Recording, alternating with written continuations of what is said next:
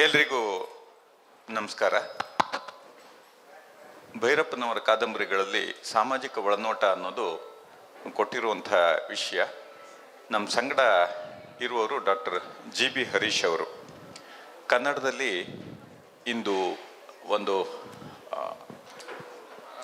ಬೌದ್ಧಿಕ ಕ್ಷತ್ರಿಯರು ಬೇಕು ಅನ್ನೋ ಒಂದು ಮಾತು ಬಂದಿದೆಯಲ್ಲ, ಅಲ್ಲಿ ನಮಗೆ ಗಟ್ಟಿಯಾಗಿ ಒಂದು ಸೈನ್ಯವನ್ನು ನಡೆಸುವಷ್ಟು ಗಟ್ಟಿಯಾಗಿ ಬೌದ್ಧಿಕ ಕ್ಷತ್ರಿಯರಾಗಿರುವವರು ಡಾಕ್ಟರ್ ಜಿ.ಬಿ. ಹರೀಶ್ ಅವರು. ಲೇಖಕರು, ಸಂಶೋಧಕರು, ಬೋಧಕರು, ಒಳ್ಳೆಯ ವಕ್ತಾರರು.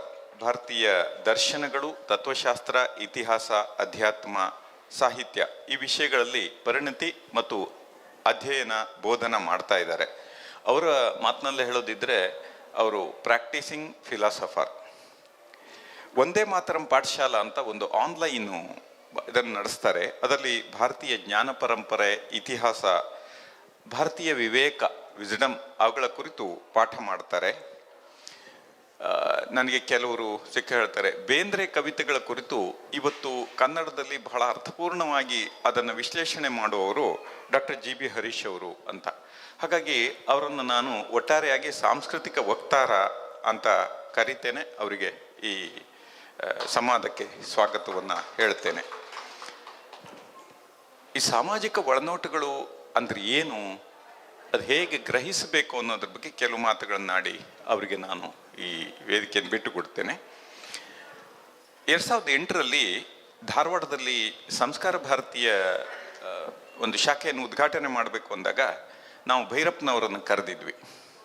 ಅವರು ಮಾತಾಡ್ತಾ ಒಂದು ಮಾತು ಹೇಳಿದ್ರು, ರಾಷ್ಟ್ರೀಯತೆ ಅನ್ನೋದೊಂದು ಇದೆಯಾ, ಒಂದು ರಾಷ್ಟ್ರಕ್ಕೆ ಪ್ರತ್ಯೇಕವಾದ ತನ್ನತನ ಅಂತ ಒಂದು ಇದೆಯಾ, ಅದನ್ನು ಗುರುತಿಸೋದಿದ್ರೆ ರಾಜಕೀಯ ನೀತಿಯಲ್ಲಿ ಅಲ್ಲ, ಪ್ರತಿಯೊಬ್ಬನ ಸ್ವಭಾವದಲ್ಲಿ ಗುರುತಿಸಬೇಕು. ಒಂದು ಭಾಷೆ ಅಂದರೆ ಹಾಗಿರ್ತದೆ ಅಂತ ಅವ್ರು ಹೇಳಿದ್ರು. ಅಮೇರಿಕಾದವನಿಗೆ ತಾನು ಒಂದು ಕೆಲಸ ನೀನು ಮಾಡಬೇಕು ಅಂತ ಹೇಗೆ ಹೇಳೋದು, ಏನು ಹೇಳಿದರೆ ಅದು ಅವನಿಗೆ ಅರ್ಥ ಆಗುತ್ತೆ ಅಂತಂದರೆ, ಇದು ಕಾನೂನು ಅಂತ ಹೇಳಿದರೆ ಅವನು ಅಕ್ಸೆಪ್ಟ್ ಮಾಡ್ತಾನೆ, ಅವನಿಗೆ ಸ್ವೀಕಾರಾರ್ಹ ಅದು. ಹಾಗೆ ಇಂಗ್ಲೆಂಡ್ನಲ್ಲಿ ಹೋದಾಗ ಒಬ್ಬ ಸಾಮಾನ್ಯ ಮನುಷ್ಯನಿಗೆ ಇದು ತಾನು ಮಾಡಲೇಬೇಕಾದ ಸಂಗತಿ ಅಂತ ಹೇಳಬೇಕಾದ್ರೆ ಯಾವ ಶಬ್ದದಲ್ಲಿ ಹೇಳಬೇಕು ಅಂತಂದರೆ, ಇದು ನಮ್ಮ ಸಂಪ್ರದಾಯ, ಸತ್ಸಂಪ್ರದಾಯ ಅಂತ ಹೇಳಬೇಕು. ಆಗ ಅವನು ಸ್ವೀಕರಿಸ್ತಾನೆ. ಭಾರತದಲ್ಲಿರೋನಿಗೆ ಇದು ನಿಮ್ಮ ಕಾನೂನು ಅಂತಂದರೆ ಮಾಡಬಹುದು, ಮಾಡದೇ ಇರಬಹುದು ಅಂತ ಅಂದ್ಕೊಳ್ತಾನೆ.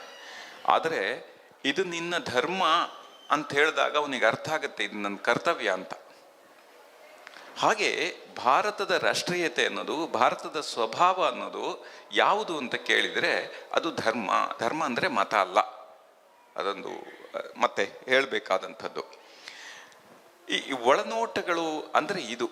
ಅಂದರೆ ಇಂಥದ್ದೊಂದನ್ನು ನೋಡುವಾಗ ಭಾರತೀಯರ ಭಾಷೆಯೇ ಧರ್ಮ, ಜೀವನದ ಭಾಷೆಯೇ ಧರ್ಮ ಅಂತ ಗೊತ್ತಾಗುವಾಗ ಜಗತ್ತನ್ನು ನೋಡಬೇಕು, ಭಾರತದ ಒಳಗಿದ್ದು ನೋಡಬೇಕು, ಹೊರಗಿದ್ದು ನೋಡಬೇಕು, ಪ್ರತಿ ವ್ಯಕ್ತಿಯ ಅಂತರಂಗವನ್ನು ಹೊಕ್ಕು ನೋಡಬೇಕು, ಒಂದು ಎತ್ತರದಲ್ಲಿ ನಿಂತು ಭಾರತವನ್ನು ನೋಡಬೇಕು. ಈ ರೀತಿಯ ಸಾಧ್ಯತೆ, ಅಧ್ಯಯನ, ಪ್ರವಾಸ, ಚಿಂತನೆ ಇವಿಷ್ಟು ಇದ್ದದ್ದು ನಮ್ಮ ಭೈರಪ್ಪನವರಿಗೆ. ನಾನು ಅವರಿಗೆ ಪದ್ಮಭೂಷಣ ಪ್ರಶಸ್ತಿ ಬಂದಾಗ ಆಕಾಶವಾಣಿಯಲ್ಲಿ ಮೈಸೂರಿನಲ್ಲಿದ್ದೆ. ಅವರನ್ನು ಸಂದರ್ಶನಕ್ಕೆ ಕರೆದಿದ್ದೆ, ಅವರನ್ನು ಮಾತಾಡಿಸಿದೆ. ಕನ್ನಡದ ಲೇಖಕರು ಅಂತ ನಾವು ಹೇಳ್ತೀವಿ. ಅವಾಗ ಕನ್ನಡದ ಬಹಳ ದೊಡ್ಡ ಕಾದಂಬರಿಕಾರರು ಅವ್ರು ಹೇಳಿದ್ರು, ಅವರ ಅನುವಾದ ಎಲ್ಲ ಭಾಷೆಗಳಿಗಾಗಿದೆ. ಅವರು ಪಂಜಾಬಿಗೆ ಹೋಗಿದ್ರಂತೆ. ಆಗ ಕೂತ್ಕೊಂಡಾಗ ಪಕ್ಕದವನು ಓದಿದವನು ಹೇಳಿದಂತೆ, ನೀವು ನಮ್ಮೂರಿನ ಕಥೆನೇ ಬರೆದಿದ್ದೀರಿ ಅಂತ. ಅಂದರೆ ಮರಾಠಿಗರು ಹೇಳ್ತಾರೆ, ಕನ್ನಡದಲ್ಲಿ ಬರೆಯೋ ಮರಾಠಿ ಲೇಖಕ ಅಂತ ಅವರಿಗೆ.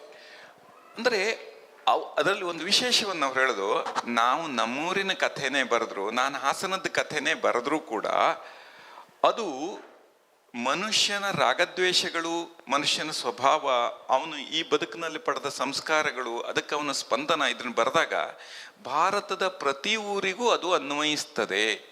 ಆದದ್ದರಿಂದ ಇಡೀ ಭಾರತ ಒಂದೇ ಅಂತ. ಭಾರತ ಒಂದೇ ಅಂತ ಹೇಳೋದಕ್ಕೆ ಏನು ಹೇಳೋಣ ಅಂತ ಕೇಳಿದರೆ, ಇಡೀ ಭಾರತ ಒಂದೇ. ನಮಗೆ ಇದರ ಮೇಲೆ, ಹಿಮಾಲಯದ ಮೇಲೆ ನಮ್ಗೆ ಅಧಿಕಾರ ಇದೆ. ರಾಮಸೇತು ಅಂತಂದ್ರೆ ಅದು ನಮ್ಮದು ಅಂತ ಅಂದ್ಕೊಳ್ತೇವೆ. ಇದು ಏನು, ಇದೊಂದು ರಾಜಕೀಯ ಅಧಿಕಾರ ಅಲ್ಲ. ಇಡೀ ಭಾರತದ ಮೇಲೆ ನಮಗೊಂದು ನೈತಿಕವಾದ ಆಧ್ಯಾತ್ಮಿಕವಾದ ಅಧಿಕಾರ ಪ್ರಾಪ್ತ ಇದೆ ಈ ಭೂಮಿಯಲ್ಲಿ ಹುಟ್ಟಿದ ಒಂದು ಕ್ಷಣದಿಂದ. ಅದನ್ನು ಹೇಳಿದವರು ಭೈರಪ್ಪನವರು. ಮತ್ತೆ ಅವರ ಗೃಹಭಂಗ ಕಾದಂಬರಿಯನ್ನ ಅನುವಾದ ಮಾಡಿದಾಗ ಭಾಷೆಯವ್ರಿಗೆ ಕೇಳ್ತಿದ್ರೆ ಅಲ್ಲಿ ಬರೋ ಬೈಗಳಗಳನ್ನೆಲ್ಲ ಅನುವಾದ ಮಾಡೋದು ಕಷ್ಟ ಅಲ್ವಾ, ಅದು ಯಾವ ಥರ ಬೈಗಳಗಳು ಅಂತ ಕೇಳಿದ್ರೆ ಎಲ್ಲ ಭಾಷೆಗಳಲ್ಲೂ ಸಲೀಸಾಗಿ ಶಬ್ದಗಳಿವೆ ಅಂತ ಹೇಳಿದ್ರಂತೆ. ಅಂದರೆ ಇಡೀ ಭಾರತದ ಆಲೋಚನೆ, ಅಭಿವ್ಯಕ್ತಿ ಅದು ಎಷ್ಟು ಒಂದಾಗಿದೆ ಅನ್ನೋದು. ಕೆಲವು ಅವರದೇ ಆದ ಪಾತ್ರಗಳ ಮೂಲಕ ಅವರು ಮಾತಾಡಿದ್ದನ್ನು ಹೇಳ್ತೇನೆ. ಸಾಮಾಜಿಕ ಒಂದು ಶ್ರದ್ಧೆ ಎಂಥದ್ದು ಭಾರತದಲ್ಲಿ, ನಾವು ಕೆಲವು ಪ್ರವಾಹದಲ್ಲಿ ಅಂದರೆ ಈ ಬೈನರಿಗಳನ್ನು ಸೃಷ್ಟಿಸಿಬಿಟ್ಟಿದ್ದೇವೆ. ಒಂದು ಅದಾಗಬೇಕು, ಇಲ್ಲದಾದ್ರೆ ಇದಾಗಬೇಕು ಅನ್ನೋ ರೀತಿಯಲ್ಲಿ. ಹೌದಾ, ನಮ್ಮಲ್ಲಿ ಮತಗಳಿರೋದು, ಧರ್ಮಗಳಿರೋದು ಹೊಡೆದಾಟಕ್ಕೆ ಅನ್ನೋದು. ಅದರಲ್ಲಿ ಆವರಣದಲ್ಲಿ ಲಕ್ಷ್ಮಿ ಹೇಳ್ತಾಳೆ, ಅವಳು 10 ವರ್ಷ ಇದ್ದಾಗ ಅವರೂರು ನರಸಾಪುರಕ್ಕೂ ಪಕ್ಕದ ಕಾಳೆನಹಳ್ಳಿಗೂ ಮಧ್ಯ ನೀರಿನ ಜಗಳ ಆಗುತ್ತೆ. ಆ ನೀರಿನ ಜಗಳ ಆದಾಗ ಹೊಡೆದಾಟಕ್ಕೆ ಹೋಗ್ಬಿಡ್ತಾರೆ. ಇವರ ನರಸಾಪುರದ ಕೆರೆಯ ತೂಬನ್ನು ಸ್ಫೋಟಿಸಿ ಬಿಡ್ತಾರೆ, ನೀರೆಲ್ಲ ಹರಿದೋಗುತ್ತೆ. ಆ ಸಿಟ್ಟಿಗೆ ಹೋಗಿ ಹೊಡೆದು ತಿರುಗಿ ಬರಬೇಕಾದ್ರೆ ಆ ಕಾಳೆನಹಳ್ಳಿಯ ದುರ್ಗಮ್ಮನ ಗುಡಿ ಎದುರಿನಲ್ಲಿ ಎಲ್ಲರೂ ತಮ್ಮ ಬಡಿಗೆಗಳನ್ನು ಕೆಳಗಿಟ್ಟು ಆ ಇದಕ್ಕೆ ಹೊಸ್ತಿಲಿಗೆ ತಲೆ ಮುಟ್ಟಿಸಿ ತಾಯಿ ಕಾಪಾಡವ ಅಂತ ಹೇಳಿ ಬಂದರು ಅಂತ. ಅಂದ್ರೆ ಊರಿನ ಜಗಳಕ್ಕೂ ಶ್ರದ್ಧೆಗೂ ಸಂಬಂಧ ಇಲ್ಲ. ಆ ಊರಿನ ದೇವಸ್ಥಾನ ನಮ್ಗೆ ವಿರೋಧ ಅಲ್ಲ, ದೇವರು ವಿರೋಧ ಅಲ್ಲ. ತೀರ ಆಳವಾಗಿ ಮನುಷ್ಯ ಶ್ರದ್ಧೆಯನ್ನು ಅವರು ವಿರೋಧಿಸೋದಿಲ್ಲ ಅಂತ. ಮತ್ತೆ ಒಂದು ನಮಗೆ ವಿಜ್ಞಾನ ಬೆಳೆದ ಮೇಲೆ ಎಲ್ಲವನ್ನೇ ನಮ್ಮ ಪಂಚೇಂದ್ರಿಯಗಳಿಗೆ ದಕ್ಕದ ಯಾವ ಸಂಗತಿಯೂ ಅದು ನಮ್ಗೆ ಬೇಕಾಗಿಲ್ಲ ಅಥವಾ ಅದು ಇಲ್ಲ ಅನ್ನೋ ತೀರ್ಮಾನಕ್ಕೆ ಬಂದ್ಬಿಟ್ಟಿದ್ದೀವಿ. ನಮ್ಮ ಹತ್ರ ಮೀಟರ್ ಪಟ್ಟಿ ಇದೆ, ಅದರಲ್ಲಿ ನೀರನ್ನು, ಹಾಲನ್ನು ಎಲ್ಲದನ್ನು ಅದರಲ್ಲೇ ಅಳಿಯೋದು ಅಂತ. ಯಾಕಂದ್ರೆ ವಿಜ್ಞಾನ ಹೇಳಿದೆ ಅಲ್ಲ, ಅದಕ್ಕೆ ವಿಜ್ಞಾನದ ಅಳತೆಗೆ ದಕ್ಕದೇ ಇದ್ದರೆ ಅದು ಇಲ್ಲ ಅಂತಲೇ ತೀರ್ಮಾನ ಅಂತ. ಅದಕ್ಕೆ ಅವ್ರು ಹೇಳ್ತಾರೆ ಅವರು ಬರವಣಿಗೆಯಲ್ಲಿ, ಜೀವನದ ಎಲ್ಲ ಸಮಸ್ಯೆಗಳಿಗೆ ವೈಚಾರಿಕತೆಯಲ್ಲಿ ಉತ್ತರ ಸಿಗೋದಿಲ್ಲ. ಯಾವಾಗಲೂ ವೈಚಾರಿಕವಾಗಿಯೇ ಇರ್ತೀವಿ ಅಂದರೆ ಆಗೋದಿಲ್ಲ. ಅದಕ್ಕೆ ಹಬ್ಬ, ಹುಣ್ಣಿಮೆ, ಉತ್ಸವ, ಜಾತ್ರೆ ಎಲ್ಲವೂ ಬೇಕು. ಪಾಪ, ಪುಣ್ಯ, ತಪ್ಪು ಮಾಡಿದವರಿಗೆ ದೇವರು ಶಿಕ್ಷೆ ಕೊಡ್ತಾನೆ ಎನ್ನುವ ನಂಬಿಕೆ ಮನಸ್ಸಿಗಾಗುವ ಎಷ್ಟೋ ಆಘಾತಗಳಲ್ಲಿ ಸಮಾಧಾನ ನೀಡುತ್ತದೆ. ಆ ಸಮಾಧಾನ ಬೇಕಾಗ್ತದೆ. ನಮ್ಮ ಸಮಾಜದಲ್ಲಿ ಹುಚ್ಚರ ಸಂಖ್ಯೆ ಈಗಿರೋದಕ್ಕಿಂತ ಬಹಳ ಹೆಚ್ಚಾಗಿರೋದು ಇವೆಲ್ಲ ಇಲ್ಲದಿದ್ರೆ ಅದನ್ನು ಯಾರೂ ಗಮನಿಸಿದ ಹಾಗಿಲ್ಲ ಅಂತ ಬರೀತಾರೆ. ಮತ್ತೆ ನಮ್ಮ ತರುಣ ಪೀಳಿಗೆಯನ್ನು ಆವರಿಸಿರುವ ಸ್ವಾಭಿಮಾನ ಶೂನ್ಯತೆ, ಸಂಸ್ಕೃತಿಯ ಬಗೆಗೆ ಇರುವ ಉದಾಸೀನ ಮನೋಭಾವಗಳಿಗೆ ನಮ್ಮ ವಿದ್ಯಾಭ್ಯಾಸದ ಚೌಕಟ್ಟು ಬಹುಮಟ್ಟಿನ ಕಾರಣವಾಗಿದೆ. ಧರ್ಮಶ್ರೀಯ ಮೊದಲ ಮಾತಿನಲ್ಲಿ ಅದನ್ನು ಬರೀತಾರೆ. ಎಷ್ಟು ಹಿಂದೆ ಬರೆದಿರೋದದು ಆ ಮಾತು, ಈಗ ನಾವು ಅದರ ಬಗ್ಗೆ ವಿಚಾರ ಮಾಡ್ತೀವಿ. ಧರ್ಮಶ್ರೀಯ ಸತ್ಯನ ಆಲೋಚನೆ ಒಂದನ್ನು ಹೇಳ್ತಾರೆ ಅವರು. ಆಧುನಿಕ ವಿಚಾರವನ್ನು, ವಿದ್ಯಾಭ್ಯಾಸವನ್ನು ನಮ್ಮ ಮಠದ ಮತ್ತು ಧರ್ಮದ ಮುಖಂಡರು ಹೊರಗೆ ಇರಿಸಿದ್ದರಿಂದಲೇ ವಿದ್ಯಾವಂತ ಜನರಿಗೆ ಧರ್ಮದ ವಿಷಯದಲ್ಲಿ ನಂಬಿಕೆ ಸಡಿಲವಾಗುತ್ತಿದೆ. ಪ್ರಾಚೀನ ಅರ್ವಾಚೀನ ಎರಡನ್ನೂ ಸಮನ್ವಯಗೊಳಿಸಿ ನೋಡುವ ದೃಷ್ಟಿಯನ್ನು ನಮ್ಮ ಮಠಾಧೀಶರು ಮೊದಲು ಕಲಿಯಬೇಕು. ಇಂಥ ಒಳನೋಟಗಳಿಂದ ಅಂದರೆ ನಾವು ಎಲ್ಲಿ ಅದನ್ನು ಕಳ್ಕೊಂಡಿದ್ದೇವೆ ಅನ್ನೋದನ್ನು ಹೇಳಬೇಕಲ್ಲ. ಮತ್ತೆ ಚಾರಿತ್ರ್ಯದ ಬಗ್ಗೆ ಒಂದು ಮಾತಿದೆ. ಕಾನೂನು, ನಾನು LLB ಮಾಡಿರೋದ್ರಿಂದ ಹೇಳ್ತೀನಿ, ಹೇಗೆ ಕಾನೂನಿಗೆ ಬದ್ಧವಾಗಿ ನಡ್ಕೊಳ್ಬೇಕು, ಕಾನೂನೇ ನಮ್ಮ ಧರ್ಮ, ಬೇರೆ ಅಲ್ಲ ಅಂತೆಲ್ಲ ಮಾತಾಡ್ತೀವಲ್ಲ. ಕಾನೂನು ಬೇರೆಯವರಿಗೆ ಪ್ರಾಮಾಣಿಕರಾಗಿರೋದನ್ನು ಮಾತ್ರ ಕಲಿಸ್ತದೆ. ನಮಗೆ ನಾವು ಪ್ರಾಮಾಣಿಕರಾಗಿರಬೇಕು ಅನ್ನುವಾಗ ಧರ್ಮ ಬೇಕಾಗ್ತದೆ, ಪ್ರಜ್ಞೆ ಬೇಕಾಗ್ತದೆ, ಅಂತರಂಗ ಚಾರಿತ್ರ್ಯ ಬೇಕಾಗ್ತದೆ. ಮತ್ತೆ ಸಾಕ್ಷಿ ಸಿಗಲಿಲ್ಲ ಅಂದರೆ ನೀವು ತಪ್ಪು ಮಾಡಿಲ್ಲ. ಕಾನೂನಿನಲ್ಲಿ ಸಾಕ್ಷಿ ಇದ್ದರಷ್ಟೇ ನಿಂತುಕೊಳ್ಳೋದು. ಅದಕ್ಕೆ ಅವರು ನಮ್ಮ ಚಾರಿತ್ರ್ಯವನ್ನು ನಾವು ನಮಗಾಗಿ ಮಾತ್ರವಲ್ಲ, ನಮಗೆ ಸಂಬಂಧಿಸಿದ ಇತರರಿಗಾಗಿ ಕೂಡ ಕಾಪಾಡಿಕೊಳ್ಳಬೇಕು. ಇದು ಸಾಕ್ಷಿಯ ಸತ್ಯಪ್ಪನ ಮಾತೋದು. ಚಾರಿತ್ರ್ಯ ಶಕ್ತಿ ನಷ್ಟವಾದರೆ ನಮಗೆ ಸಂಬಂಧಿಸಿದವರ ಬಲವೂ ಕುಗ್ಗುತ್ತದೆ. ಭಾರತದಲ್ಲಿ ಇದು ಬಹಳ ನಿಜವಾದ ಸಂಗತಿ. ಯಾಕೆ ಕೇಳಿದ್ರೆ, ಒಂದು ದೊಡ್ಡ ಮನೆಯಲ್ಲಿ ಒಬ್ಬ ಹುಡುಗನ ಬಗ್ಗೆ, ಮಗನ ಬಗ್ಗೆ, ಅವನು ಕಳ್ತನ ಮಾಡಿದಾನೆ ಅಂತಲೋ ಏನೋ ಒಂದು ಆರೋಪ ಬಂದ್ಬಿಟ್ರೆ ಆ ಮನೆಯವ್ರಿಗೆ ಯಾರು ಊರವ್ರಿಗೆ ಮುಖ ತೋರಿಸಲ್ಲ, ಬಹಳ ಕಷ್ಟಪಡ್ತಾರೆ. ಅದರಿಂದ ಒಬ್ಬನ ಚಾರಿತ್ರ್ಯ ಅಲ್ಲ, ಅದು ಒಂದು ಇಡೀ ಸಮಾಜದ ಚಾರಿತ್ರ್ಯ ಆಗಿಬಿಡ್ತದೆ.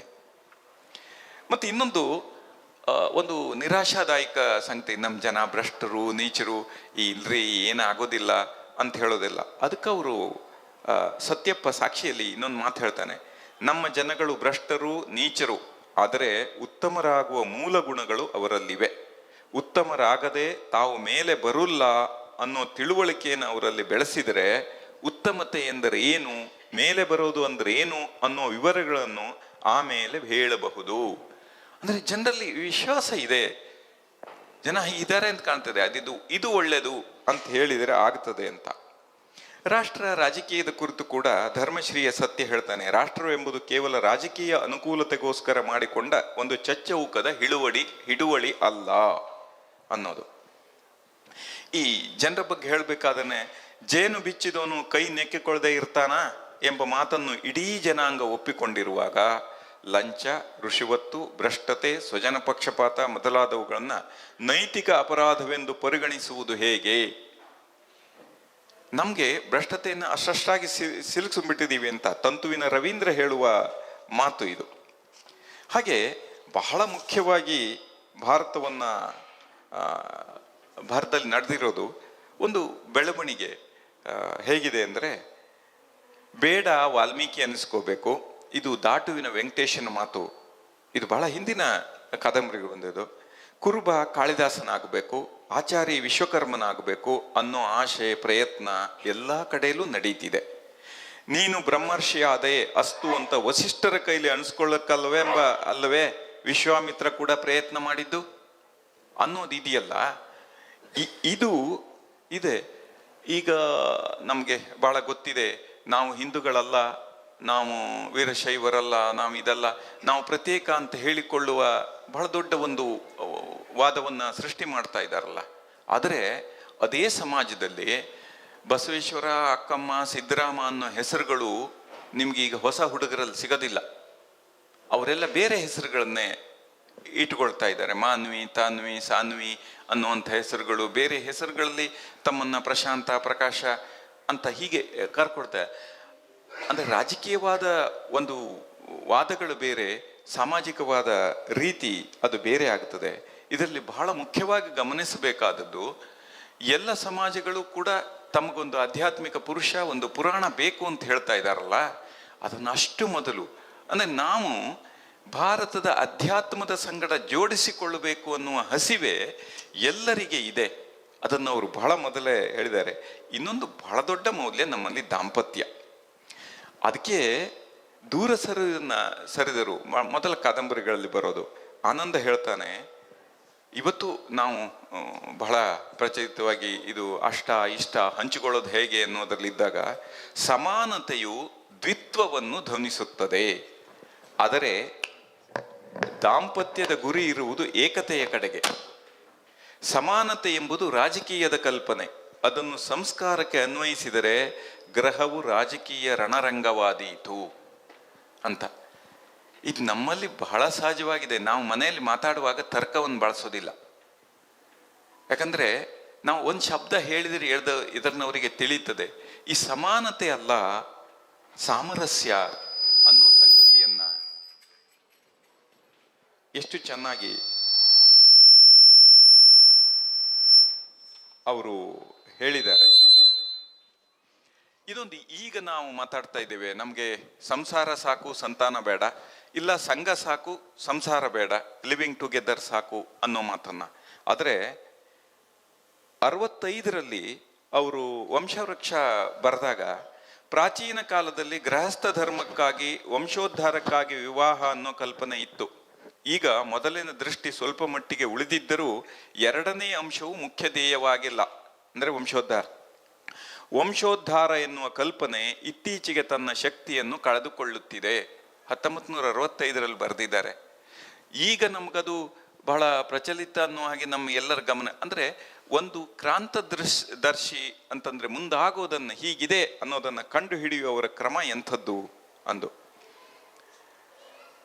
ಮತ್ತೆ ನಮ್ಮ ಊರಿನಲ್ಲಿ ನಮಗೆಲ್ಲ ಪರಿಚಿತ ಇರೋದು ಒಂದು ಮಾತಾಡ್ತಾರೆ, ಹಸಿದೋನಿಗೆ ಒಂದು ಮುದ್ದೆ ಇಕ್ಕೋದರಲ್ಲಿ ರೈತರು ಯಾವತ್ತೂ ಧಾರಾಳ, ಹಣಕಾಸಿನ ವ್ಯವಹಾರಕ್ಕೆ ಬಂದರೆ ಅವರಷ್ಟು ಸಣ್ಣ ಬುದ್ಧಿ ಬೇರೆಯವರಿಗೆ ಇಲ್ಲ. ಯಾಕೆಂದರೆ ದೊಡ್ಡದು ಮಾಡಿ ಅವರಿಗೆ ಗೊತ್ತೇ ಇಲ್ಲ ಅಂತ. ನಮ್ಮಲ್ಲೂ ಹಾಗೆ, ನಮ್ಮಲ್ಲಿ ಈ ದೇವಸ್ಥಾನದ ವರ್ಗಣಿಗೆ ಅಂತ ಬಂದಾಗೆಲ್ಲ ನಾವು ಸಣ್ಣಿದ 10 ಜನ ಬಂದರೆ ಊಟ ಮಾಡ್ಕೊಂಡು ಹೋಗಿ, ಹಾಗೆ ಹೋಗಬೇಡಿ ಅಂತ. ಆದರೆ ನೀವು ಎಷ್ಟು ಕೊಡ್ತೀರಂದ್ರೆ 50 ರೂಪಾಯಿ ಕೊಡುವಾಗ ಅವ್ರು ಬಹಳ ಚಿಂತೆ ಮಾಡೋರು. ಅದು ಆಗೋದಿಲ್ಲ ಅಂತಲ್ಲ, ಒಂದು ಕಲ್ಪನೆ ಇಲ್ಲ ಏನು ಮಾಡಬೇಕು ಅನ್ನೋದು. ಧರ್ಮ ಜನರಿಂದ ನಡೀಬೇಕು, ಧರ್ಮ ಮಾಡಿ ಅಂತ ಜನರನ್ನು ಪ್ರಚೋದಿಸಬೇಕು. ಅದು ಸರ್ಕಾರದ ಕೆಲಸವಾಗಬಾರದು. ಅದು ತಂತುವಿನ ಅಣ್ಣಯ್ಯ ಹೇಳುವ ಮಾತು.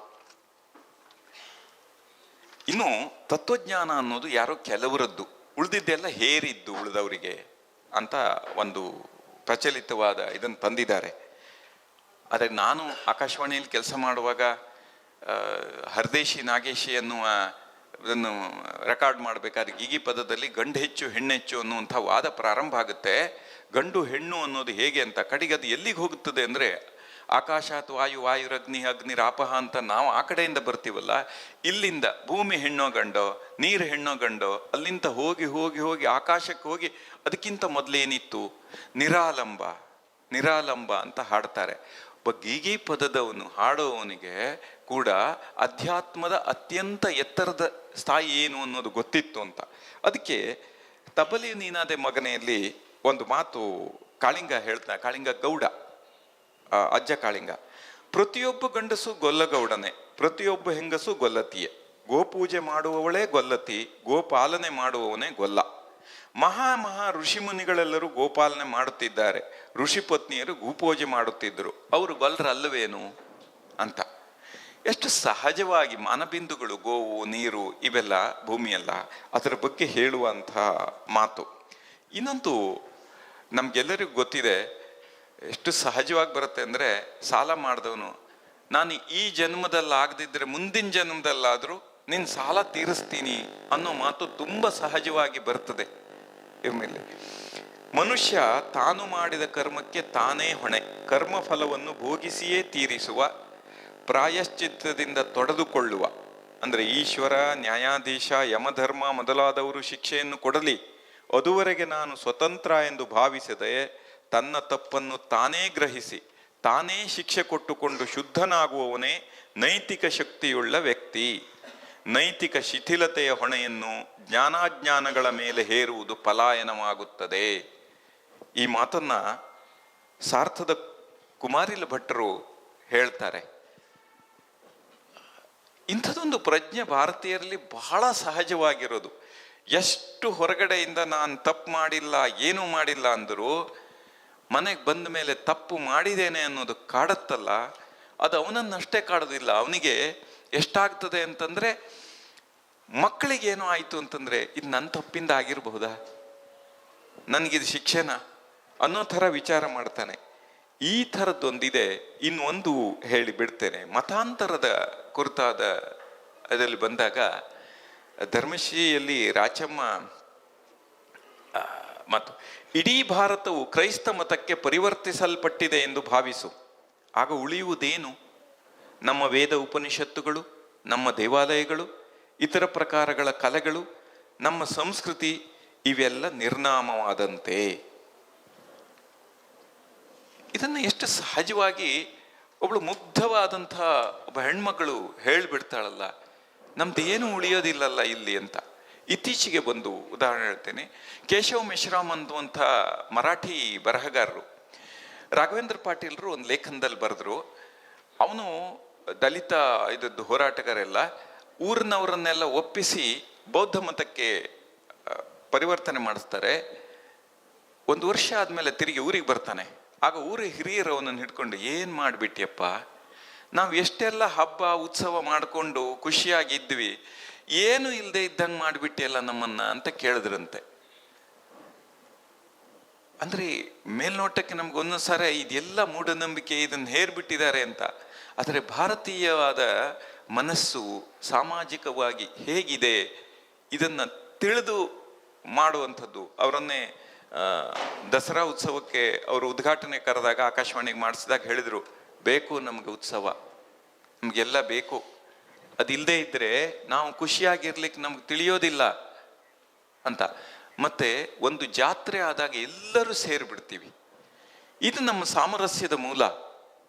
ಈ ಭಾರತವನ್ನು ಕಾನೂನಿನಿಂದ ಉಳಿಸಿದ್ದಲ್ಲ, ಈ ಭಾವ ಶ್ರದ್ಧೆಯಿಂದ ಉಳಿಸಿದ್ದು ಅನ್ನೋದನ್ನ ಮತ್ತೆ ಮತ್ತೆ ಅವರು ನಮಗೆ ತಿಳಿಸಿಕೊಟ್ಟಿದ್ದಾರೆ.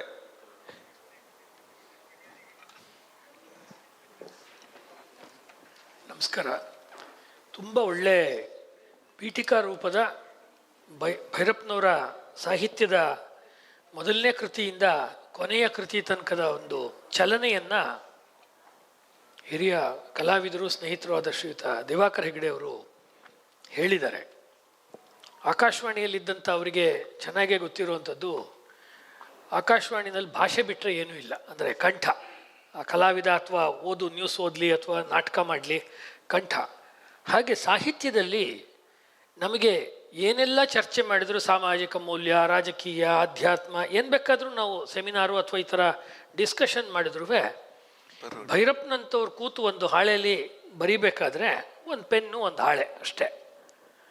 ಆವಾಗ ಅವ್ರ ಜೊತೆ ಇರುವ ಏಕೈಕ ಒಂದು ಅಂಶ ಅಥವಾ ಏಕೈಕ ಶಕ್ತಿ ಅಂದರೆ ಅದು ಭಾಷೆ, ಬೇರೆ ಇನ್ನೇನೂ ಇಲ್ಲ.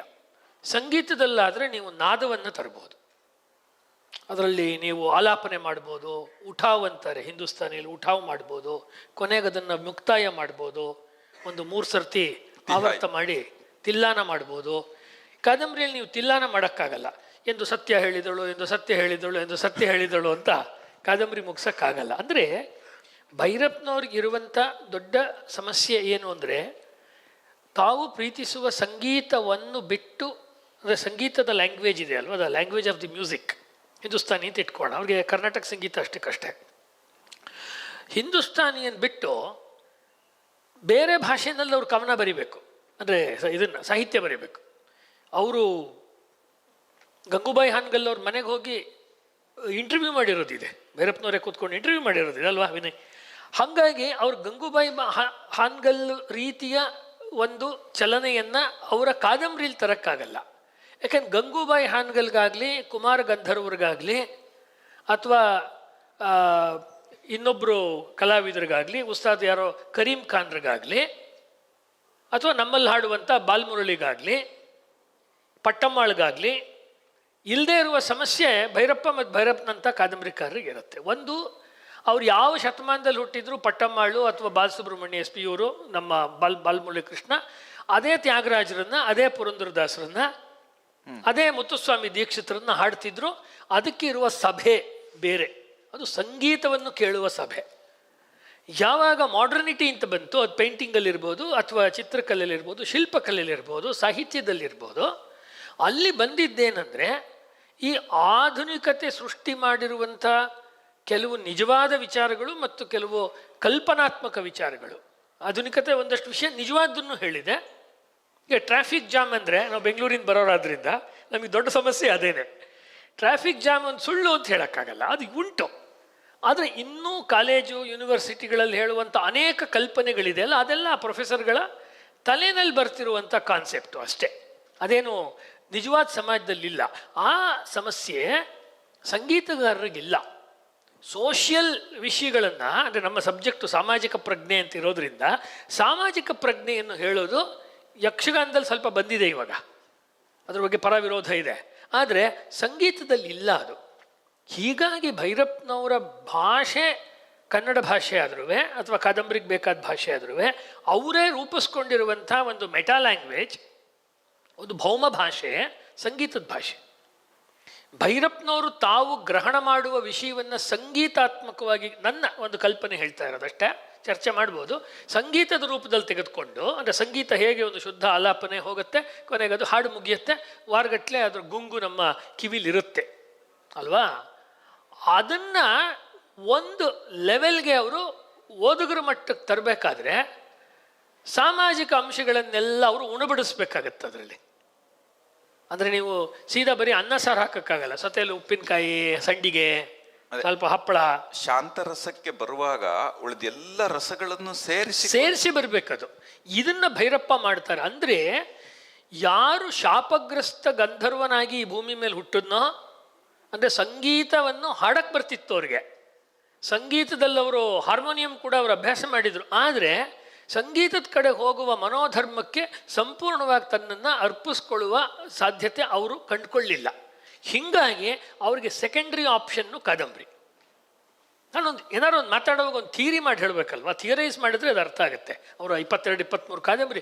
ಹೀಗಾಗಿ ಪ್ರತಿಯೊಂದಲ್ಲೂ ಕೂಡ ಆ ಪಾತ್ರ ತನ್ನನ್ನು ಮೀರುತ್ತೆ. ನೀವು ಹಾಡಬೇಕಾದ್ರೆ ಹಿಂದಿನ ಸತಿ ಹಾಡ್ದಂಗೆ ಹಾಡಲ್ಲ ನೀವು, ಅದನ್ನು ಮೀರಿ ನಿಮಗೆ ನೀವೇ ಸ್ಟ್ಯಾಂಡರ್ಡು. ಯಾರಿಲ್ಲಿ ಸಂಗೀತ ಪ್ರಾಕ್ಟೀಸ್ ಮಾಡ್ತಾರೆ ಅವ್ರಿಗೆ ಗೊತ್ತಿರುತ್ತೆ, ಅಥವಾ ಪೇಂಟಿಂಗ್ ಪ್ರಾಕ್ಟೀಸ್ ಮಾಡ್ತಾರೆ ಗೊತ್ತಿರುತ್ತೆ. ಮುಂಚೆಗಿಂತ ಬೇರೆ ಸ್ಟ್ರೋಕ್ಸ್ನ ತರಕ್ಕೆ ಯೋಚನೆ ಮಾಡ್ತಾರೆ. ಅದನ್ನು ಮಾಡ್ತಾ ಹೋದರು ಭೈರಪ್ಪನವರು. ಹೀಗಾಗಿ ಅನೇಕ ಭಾಷಣಗಳಲ್ಲಿ ಭೈರಪ್ಪನವ್ರು ಹೇಳಿರೋದು, ನಾನೇ ಸುಮಾರು ಸತಿ ಅವ್ರನ್ನ ಇಂಟರ್ವ್ಯೂ ಕೂಡ ಮಾಡಿದ್ದೀನಿ. ಅತಿ ದೀರ್ಘ ಇಂಟರ್ವ್ಯೂ ನಾನೇ ಮಾಡಿದ್ದು. ಒಂದು ಸತಿ ಒಂದು 30 ಪುಟ ಇದೆ ಇಂಟರ್ವ್ಯೂ ಭೈರಪ್ಪನವ್ರದ್ದು. ಪೂರ್ತಿ ಮನಬಿಚ್ಚಿ ಮಾತಾಡಿದ್ದಾರೆ. ಅವ್ರು ಹೇಳೋದೇನೆಂದರೆ, ಪ್ಲೇಟೋ ಒಂದು ಮಾತನ್ನು ಹೇಳ್ತಾರೆ, ಒಂದು ಸಮಾಜವನ್ನು ನಾಶ ಮಾಡಬೇಕಾದ್ರೆ ಅದರ ಸಂಗೀತವನ್ನು ಹಾಳು ಮಾಡಬೇಕು ಅಂತ. ಸಾಹಿತ್ಯ ಹಾಳು ಮಾಡಿದ್ರೆ ಮತ್ತೆ ನೀವು ಅದನ್ನು ಚಿಗುರು ಹೊಡಿಯುತ್ತೆ, ಇನ್ನೊಂದು ರೂಪದಲ್ಲಿ ಸಾಹಿತ್ಯ ಹೊಡಿಯುತ್ತೆ. ನೀವು ಇನ್ನೊಂದೇನೋ ಬಿಲ್ಡಿಂಗನ್ನು ಕೆಡವಿದ್ರೆ ಇನ್ನೊಂದು ಥರ ಬಿಲ್ಡಿಂಗ್ ಕಟ್ತಾರೆ. ಬಟ್ ಮೂಲ ಇದೆ ಅಲ್ವಾ, ಅಂದರೆ ನಮ್ಮ ಸಪ್ತಸ್ವರಗಳು, ನಮ್ದಿಷ್ಟು ಮೇಳಕರ್ತ ರಾಗಗಳು, ಈ ಥರದ್ದು ಏನೋ ಒಂದು ಸಿಸ್ಟಮ್ ಇದೆ, ಹಿಂದೂಸ್ತಾನಿಯಲ್ಲಿ ಒಂದು ಸಿಸ್ಟಮ್ ಇದೆ.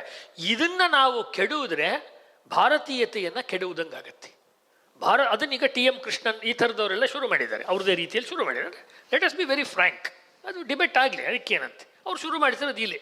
ಇದುವರೆಗೂ ಇರದೇ ಇರುವಂಥ ಸಾಮಾಜಿಕ ಕಾಳಜಿಯ ಅಂಶಗಳನ್ನು ಸಂಗೀತದ ಒಳಗೂ ನುಗ್ಗಿಸುವ ಕೆಲಸವನ್ನು ತುಂಬ ಸಿಸ್ಟಮ್ಯಾಟಿಕ್ ಆಗಿ ಅಲ್ಲಿ ಮಾಡ್ತಿದ್ದಾರೆ. ಲೀಲಾ ಸ್ಯಾಮ್ಸನ್ ಅದನ್ನು ಭರತನಾಟ್ಯದ ಸಂದರ್ಭದಲ್ಲಿ ಮದ್ರಾಸ್ನ ಡ್ಯಾನ್ಸ್ನ ಅಕಾಡೆಮಿಯಲ್ಲಿ ಆಕೆ ಮಾಡ್ತಾ ಇದ್ದಾರೆ. ರಾಜೀವ್ ಮಲ್ಹೋತ್ರಾ ಅದ್ರ ಬಗ್ಗೆ ಬರೆದಿದ್ದಾರೆ. ಅದನ್ನು ನಾನು ಪೂರ್ವಭಾವಿಯಾಗಿ ಇಟ್ಕೊಂಡು ಭೈರಪ್ಪನವರ ಬಗ್ಗೆ ಹೇಳ್ಬೋದಾದ ಒಂದು 2-3 ಪಾಯಿಂಟ್ ಇಷ್ಟೇ. ಸಮಾಜ ಅನ್ನೋದನ್ನು ಅವರು ಗ್ರಹಿಸಿದ್ದು ಆನಂದ್ ಕುಮಾರಸ್ವಾಮಿ ಮೂಲಕ. ಸಮಾಜ ಅನ್ನೋದನ್ನು ಅವರು ಗ್ರಹಿಸಿದ್ದು PV ಕಾಣೆಯವರ ಮೂಲಕ. PV ಕಾಣೆಯವರ ಹಿಸ್ಟ್ರಿ ಆಫ್ ಧರ್ಮಶಾಸ್ತ್ರನೇ ಭೈರಪ್ಪನವ್ರಿಗೆ ಒಂಥರ ಪ್ರೈಮರಿ ಟೆಕ್ಸ್ಟ್. ಅದು ಇಂಗ್ಲೀಷ್ನಲ್ಲಿರುವಂಥ ವಾಲ್ಯೂಮ್ಸ್ನ ಹಾಮನಾಯ್ಕರು ಕನ್ನಡ ಡಿಪಾರ್ಟ್ಮೆಂಟ್ನ ಮುಖ್ಯಸ್ಥರಾಗಿದ್ದಾಗ ಮೈಸೂರು ವಿಶ್ವವಿದ್ಯಾಲಯದಲ್ಲಿ ಅದನ್ನು ಒಂದು ಪ್ರಾಜೆಕ್ಟ್ ಥರ ಮಾಡಿ ಧರ್ಮಶಾಸ್ತ್ರದ ಇತಿಹಾಸ ಅಂತ ಕನ್ನಡಕ್ಕೆ ತರುವಂಥ ಪ್ರಯತ್ನ ಮಾಡಿದರು. ಮುಂದೆ ಹಾಮನಾಯಕರು ಹೊರಟೋದ್ರು, ಭೈರಪ್ಪನವ್ರಿಗೂ ಏಜ್ ಆಯಿತು, ಡಿಪಾರ್ಟ್ಮೆಂಟಿನ ಪರಿಸ್ಥಿತಿ ವ್ಯತ್ಯಾಸ ಆಯಿತು. ಇದುವರೆಗೂ ಕೂಡ ಭೈರಪ್ಪನವರ ಕನಸಿನ ಯೋಜನೆಯಾದ ಧರ್ಮಶಾಸ್ತ್ರದ ಇತಿಹಾಸ ಮೈಸೂರು ವಿಶ್ವವಿದ್ಯಾನಿಲಯ, ಮಿಕ್ಕಿದ್ದೆಲ್ಲ ವಿಶ್ವವಿದ್ಯಾಲಯ, ಇದು ವಿಶ್ವವಿದ್ಯಾನಿಲಯ. ಅಲ್ಲಿ ಅವ್ರ ಹೆಸರಲ್ಲಿ ಗಮನಿಸಿ, ಅಂದರೆ ನಾನು ಅಲ್ಲಿ ಏನು ಹೆಸರಿದೆ ಅದು ಹೇಳ್ತಿದ್ದೀನಿ ಅಷ್ಟೇ, ನಾನೇನು ಸಾಂಕೇತಿಕವಾಗಿ ಏನು ಹೇಳ್ತಾ ಇಲ್ಲ. ಅದು ಹೆಸರೇ ಮೈಸೂರು ವಿಶ್ವವಿದ್ಯಾನಿಲಯ ಅಲ್ವಾ. ಅವರು ಇನ್ನೂ ಮುಗಿಸಿಲ್ಲ. ಅಲ್ಲಿರುವಂಥ ಒಬ್ಬ ಕನ್ನಡ ಪ್ರೊಫೆಸರ್ನ ಕೇಳಿದಾಗ ಸಾಮಾಜಿಕ ಪ್ರಜ್ಞೆ ಅನ್ನೋ ವಿಷಯಕ್ಕೆ ಹೇಳ್ತಿರೋದು, ಅಯ್ಯೋ ಸರ್ ಯಾಕೆ ಸರ್ ಆ ಪ್ರಾಜೆಕ್ಟ್ ಮಾಡಲಿಲ್ಲ PV ಕಾಣೆಯವ್ರದ್ದು ಅಂತ ಕೇಳಿದೆ, ಒಬ್ಬರು ಕನ್ನಡ ಹೆಡ್ ಆಫ್ ದಿ ಡಿಪಾರ್ಟ್ಮೆಂಟನ್ನು. ಅವ್ರು ಹೇಳಿದ್ರು, ಅಯ್ಯೋ ಅದೆಲ್ಲ ಹಳೆ ಕಾಲದ್ದು ಮನುಸ್ಮೃತಿ, ಆಮೇಲೆ ವರ್ಣ ವ್ಯವಸ್ಥೆ, ಅದಕ್ಕೆ ಸಂಬಂಧಪಟ್ಟಿದ್ದಪ್ಪ, ಅದನ್ನೆಲ್ಲ ಪ್ರಿಂಟ್ ಮಾಡೋದು ಏನು ಅವಶ್ಯಕತೆ ಇಲ್ಲ ಅಂತ ಅವರು ಪ್ರಾಜೆಕ್ಟನ್ನು ಕಂಪ್ಲೀಟ್ ಮಾಡಲಿಲ್ಲ. ಅಂದರೆ ಕನ್ನಡಿಗರು ಓದಬೇಕಾದ ಸಾಹಿತ್ಯ ಯಾವುದು, ಕನ್ನಡಿಗರು ಯಾವುದನ್ನು ಅನುಸಂಧಾನ ಮಾಡಬೇಕು ಅಂತ ಭೈರಪ್ಪನವ್ರಿಗೊಂದು ಸಾಮಾಜಿಕ ಕಾಳಜಿ ಇತ್ತು. ಬರೀ ಲೇಖಕರಾಗಿ ಮಾತ್ರ ಅಲ್ಲ. ಅಂದರೆ ಭೈರಪ್ಪನವ್ರ ಬಗ್ಗೆ ಅನ್ಸುತ್ತೆ ಅವ್ರು ಯಾರಿಗೂ ಸಿಗ್ತಾ ಇರಲಿಲ್ಲ, ಯಾರನ್ನೂ ಮಾತಾಡಿಸ್ತಿರ್ಲಿಲ್ಲ, ಯಾರನ್ನೂ ಹಚ್ಕೊಳ್ತಾ ಇರಲಿಲ್ಲ. ಇವಾಗ ಅವರು ನನ್ನನ್ನು ದಿವಾಕರ್ ಹೆಗ್ಡೆ ಅವ್ರನ್ನೂ ತುಂಬ ಹತ್ತಿರದಿಂದ ಕೂತು ಮಾತಾಡಿಸಿದ್ರೆ ಅವರಿಗೆ ನಮ್ಮೊಳಗಡೆ ಒಂದು ಪಾತ್ರ ಕಾಣಿಸ್ತಾ ಇರುತ್ತೆ, ಒಂದು ಪಾತ್ರ ಕಾಣಿಸ್ತಿದೆ. ಯಾರನ್ನಾರು ಭಾಳ ಅವ್ರು ಮಾತಾಡಿಸಿದ್ರೆ ಇದನ್ನು ಒಂಥರ ಈ CID ಭಾಷೆಯಲ್ಲಿ ಹೇಳಿದ್ದಾರೆ ಪ್ರೊಫೈಲಿಂಗ್ ಅಂತಾರೆ. ನಮ್ಮ P. ಶೇಷಾದ್ರಿ ಅವರು ಇದ್ದಾರೆ, ಸಿನಿಮಾ ಮಾಡುವಾಗಲೂ ಒಂದು ಕ್ಯಾರೆಕ್ಟರ್ ಹುಡುಕ್ತಾ ಇರ್ತಾರೆ. ಅವ್ರಿಗೆ ನಮ್ಮೊಳಗಡೆ ಒಂದು ಕ್ಯಾರೆಕ್ಟರ್ ಕಾಣಿಸಿದ್ರೆ ಆ ಕ್ಯಾರೆಕ್ಟರ್ನ ಎತ್ತಾಕೊಂಡ್ಬಿಟ್ಟು ಒಂದು ಕಾದಂಬರಿಗೆ ತಗೊಳ್ತಾರೆ ಅನ್ನುವ ರೀತಿ ಇತ್ತಲ್ಲ, ಅಷ್ಟೇ ಇರಲಿಲ್ಲ ಭೈರಪ್ಪ. ಅವರ ಸಾಮಾಜಿಕ ಪ್ರಜ್ಞೆ ಏನು ಅಂದರೆ, ವೈಚಾರಿಕವಾಗಿ ಕನ್ನಡದ ಜಗತ್ತು ಅಶುದ್ಧವಾಗಿದೆ, ಇದನ್ನು ಶುದ್ಧ ಮಾಡಬೇಕಾದ್ರೆ ನಮ್ಮ ಮೌಲ್ಯಗಳನ್ನು ನಾವು ಪ್ರತಿಪಾದಿಸಬೇಕು. ನಾವೆಲ್ಲ ಹೇಳ್ತಿರ್ತೀವಿ, ಸಂಘ ಪರಿವಾರದವರು ಹೇಳ್ತಾರೆ, ರಾಮಕೃಷ್ಣಾಶ್ರಮದವರು ಹೇಳ್ತಾರೆ, ಇವರು ಯಾರು ಚಿನ್ಮಯ ಮಿಷನ್ ಅವರು ಹೇಳ್ತಾರೆ. ಏನು ಅಂದರೆ ವೇದಗಳಿಗೆ ಹಿಂತಿರುಗಿ, ಉಪನಿಷತ್ಗೆ ಹಿಂತಿರುಗಿ. ಹಂಗಾಗಲ್ಲ. ಭೈರಪ್ಪನವ್ರು ಚೆನ್ನಾಗಿ ಫಿಲಾಸಫಿ ಓದ್ದವರು. ಪ್ರಾಕ್ಟಿಕಲಿ ಜೀವನ ಮಾಡುವಾಗ ನಿಮಗೆ ಬರೋದು ಧರ್ಮಶಾಸ್ತ್ರದ ಅಂಶಗಳು. ಹೀಗಾಗಿ ನಮ್ಮ ಸೋಷಿಯಾಲಜಿ ಅಂತ ಏನಾದ್ರು ಇದ್ದರೆ, ನಮ್ಮ ಸಮಾಜ ಚಿಂತನೆ ಅಂತಿದ್ದರೆ, ಅದು ಹುಟ್ಟುವುದು ನಮ್ಮ ಬೇರೆ ಬೇರೆ ಸ್ಮೃತಿಗಳು ಮತ್ತು ಧರ್ಮಶಾಸ್ತ್ರ ಗ್ರಂಥಗಳ ಒಂದು ಮೌಲ್ಯಮಾಪನದಿಂದ, ಅದರ ಒಂದು ತಿಕ್ಕಾಟದಿಂದ ಅಥವಾ ಮಂಥನದಿಂದ. ಇದನ್ನು ಭೈರಪ್ಪ ಒಂದು ಪ್ರಿಟೆಕ್ಸ್ಟ್ ಆಗಿ ಇಟ್ಕೊಂಡಿದ್ದಾರೆ. ಭೈರಪ್ಪನವರ ಎಲ್ಲ ಬರವಣಿಗೆಗಳಲ್ಲಿ ಇದು ಹಿನ್ನೆಲೆ ಬರುತ್ತೆ. ಮತ್ತು ಸಮಾಜದಿಂದ ರಾಜಕೀಯ ಸೃಷ್ಟಿಯಾಗತ್ತೆ ಹೊರತು ರಾಜಕೀಯದಿಂದ ಸಮಾಜ ಸೃಷ್ಟಿಯಾಗಲ್ಲ. ಮೊದಲು ಸಮಾಜ ಇರುತ್ತೆ ಒಂದು ದೇಶದಲ್ಲಿ, ಆ ಸಮಾಜ ಆದಮೇಲೆ ಅಲ್ಲಿ ರಾಜಕೀಯ ಬರುತ್ತೆ. ಅದು ಒಂದು ಸರ್ತಿ ಪಾರ್ಲಿಮೆಂಟರಿ ಡೆಮಾಕ್ರಸಿ ಇರ್ಬೋದು, ಒಂದು ಸರ್ತಿ ಅದು ಡಿಕ್ಟೇಟರ್ ಇರ್ಬೋದು, ಒಂದು ಸರ್ತಿ ಕ್ರೋನಿ ಕ್ಯಾಪಿಟಲಿಸಮ್ ಇರ್ಬೋದು, ಯಾವ್ದು ಬೇಕಾದ್ರೂ ಆಗ್ಬೋದು. ಆ ಎಲ್ಲ ಅಂಶಗಳನ್ನು ಅವ್ರ ಕಾದಂಬರಿನಲ್ಲಿ ಅವರು ತರ್ತಾರೆ. ಈ ಉದಾಹರಣೆಗೆ ಸಮಾಜಕ್ಕೆ ಯಾವಾಗ ಧರ್ಮವೇ ಮೂಲ, ಅಂದರೆ ಧರ್ಮದ ಆಧಾರದ ಮೇಲೆ ಜೀವನ ಮಾಡಬೇಕು ಅಂದಾಗ ಒಂದು ಶ್ರೀನಿವಾಸ ಶ್ರೋತ್ರಿ ಥರ ಪಾತ್ರವನ್ನು ಕ್ರಿಯೇಟ್ ಮಾಡ್ತಾರೆ ವಂಶವೃಕ್ಷದಲ್ಲಿ. ಶ್ರೀನಿವಾಸ ಶ್ರೋತ್ರಿ ಅವನ ಮನೆಯಲ್ಲಿ ಒಂದು ಹಳೆಯ ತಾಳೆಗರಿ ಅಥವಾ ಹಳೆಯ ಪುಸ್ತಕಗಳು ಅಥವಾ ರಾಗಿ ಮಸಿಯಿಂದ ಬರೆದಿರುವಂತಹ ಕೈ ಬರಹದಲ್ಲಿ ಬರೆದಿರೋ ನೋಟ್ಸ್ಗಳು ಇದನ್ನೆಲ್ಲ ಅವರು ಇಟ್ಕೊಂಡಿರ್ತಾರೆ. ಮತ್ತು ಯಾವಾಗಲೂ ಮನೆಯ ಕೆಳ ಅಲ್ಲದೆ ಒಂದು ಮೇಲ್ಮಹಡಿನಲ್ಲಿ ಒಂದು ಸಣ್ಣ ಗ್ರಂಥಾಲಯವನ್ನು ಶ್ರೀನಿವಾಸ ಶ್ರೋತ್ರಿ ಅದು ಸಂಕೇತ, ಅದು ಮೇಲ್ಮಹಡಿಯಿಂದ ಬರ್ತಾ ಇದೆ. ಅಂದರೆ ಧರ್ಮಶಾಸ್ತ್ರದ ವಿಚಾರಗಳು ನಮ್ಮ ಅಪ್ಪರ್ ಚೇಂಬರ್, ನಮ್ಮ ಪ್ರಜ್ಞೆಯ ಉನ್ನತ ಸ್ತರ. ಭೈರಪ್ಪ ತುಂಬ ಕಿಲಾಡಿ, ಬಲೆ ಕಿಲಾಡಿ. ಅವ್ರು ಅವ್ರು ನೋಡೋಂಗೆ ಇರಲೇ ಇಲ್ಲ. ಆ್ಯಕ್ಚುಲಿ ಐನಾತಿ ಅಂತೀವಿ ನಮ್ಮ ಕಡೆ, ಐನಾತಿ ಮನುಷ್ಯ ಭೈರಪ್ಪ. ತುಂಬ ಪ್ರೀತಿಯಿಂದ ಹೇಳ್ತಾರೆ ಅದು. ನಾವಿಲ್ಲಿ ನೋಡ್ತಿದ್ದೀವಲ್ಲ ಭೈರಪ್ಪನವರ ಪ್ಯಾಂಟು ಶರ್ಟು ಟಿಪ್ ಟಾಪ್ ಆಗಿ ಬರ್ತಾ ಇದ್ರು, ಒಳ್ಳೆ ಹಸೆ ಮನೆಗೆ ಇದು ಹಿಂದಿನ ದಿವಸ ಮದುವೆ ಹಿಂದಿನ ದಿವಸ ವರಪೂಜೆ ಗಂಡು. ಒಳ್ಳೆ ಭೈರಪ್ಪ ನನ್ಗೆ ಯಾವಾಗಲೂ ನೋಡಿದ್ರೆ ಒಳ್ಳೆ ಮದುವೆ ಗಂಡು ಥರ ಕಾಣಿಸ್ತಾ ಇದ್ರು ಭೈರಪ್ಪ. ಯಾವಾಗಲೂ ಒಂದು ದಿವಸ ಇಸ್ತ್ರಿ ಮಾಡದೇ ಇರೋ ಬಟ್ಟೆ ಹಾಕಲ್ಲ. ಯಾರನ್ನು ಮೀಟ್ ಮಾಡಬೇಕಾದ್ರೂ ಅದೇ ಶಿಸ್ತು. ಅವ್ರ ಮನೆಗೆ ಹೋದ್ರೂ ಅಷ್ಟೇ. ಉಳಿದವರೆಲ್ಲ ಒಂದು ಏಜ್ ಆದಮೇಲೆ ಪಂಚೆ ಉಟ್ಕೊತಾರೆ, ನಾನು ಉಟ್ಕೊಂಡಿದ್ದೇನೆ. ಆದರೆ ಭೈರಪ್ಪನವರು ಅದನ್ನು ಕಾಣೋಕ್ಕೆ ಸಾಧ್ಯವೇ ಇಲ್ಲ. ಇದೆಲ್ಲ ಏನನ್ನು ಹೇಳ್ತಾ ಇದೆ ಅಂದರೆ, ಅವರ ಒಳಗಡೆ ಒಂದು ಸ್ಪಷ್ಟವಾಗಿರುವಂಥ ಒಂದು ಆಕಾರವನ್ನು ಅವರು ಒಂಥರ ಕಟೌಟ್ ಅಂತೀವಲ್ಲ ಆ ಥರ ಮಾಡಿಟ್ಕೊಂಡಿದ್ರು. ಆ ಕಟೌಟ್ ಎಲ್ಲಿಂದ ಬಂತು ಅಂತ ಹೇಳಿದ್ರೆ, ಇದು ಕಮ್ಯುನಿಸ್ಟ್ ವಿಚಾರ ಪಕ್ಕಕ್ಕೆ ಹಾಕು ತೆಗೆದು, ಇದು ಸೋಷಿಯಲಿಸಮ್ ವಿಚಾರ ಎಲ್ಲ ಓದ್ಕೊಂಡಿದ್ದೀನಿ ಪಕ್ಕಕ್ಕೆ ಹಾಕು ಅಂತ ಅವರು ಪ್ರತ್ಯೇಕ ಮಾಡಿದ್ರಿಂದ ಅವ್ರಿಗೆ ಶ್ರೀನಿವಾಸ ಶ್ರೋತ್ರಿ ಥರ ಪಾತ್ರನೋ ಅಥವಾ ಸಾರ್ಥದಲ್ಲಿ ಬರುವಂಥ ಇವಳು ಚಂದ್ರಿಕಾ ಪಾತ್ರವನ್ನು ಅವ್ರಿಗೆ ಸೃಷ್ಟಿ ಮಾಡೋಕ್ಕಾಗತ್ತೆ.